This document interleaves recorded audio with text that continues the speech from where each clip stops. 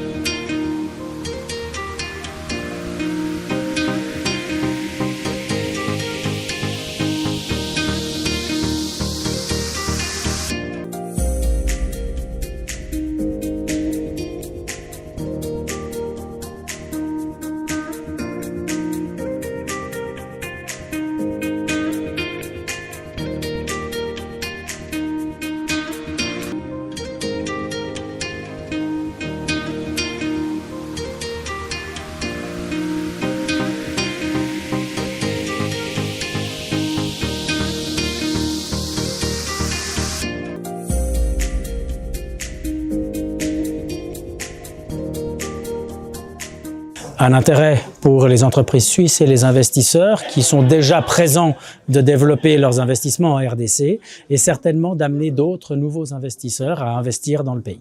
Je pense que ça crée un premier contact et que l'objectif d'un premier contact, c'est d'en avoir un deuxième.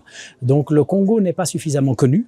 Les images que l'on peut avoir en Europe ou en Suisse du Congo sont souvent un petit peu sommaires, limitées à la guerre dans l'est du pays, aux problématiques de l'extraction minière. Il y a beaucoup plus de domaines que l'on peut explorer pour des investissements en RDC. Comme on l'a vu ici, on a parlé des éléments sportifs, on a parlé d'éléments médicaux, il y a tous les réseaux de financement aussi, les réseaux bancaires, il y a toutes les problématiques des infrastructures globales, que ce soit des ports en eau profonde, mais des voies ferrées, des routes, etc. Donc effectivement, les domaines d'investissement potentiels sont extrêmement vastes.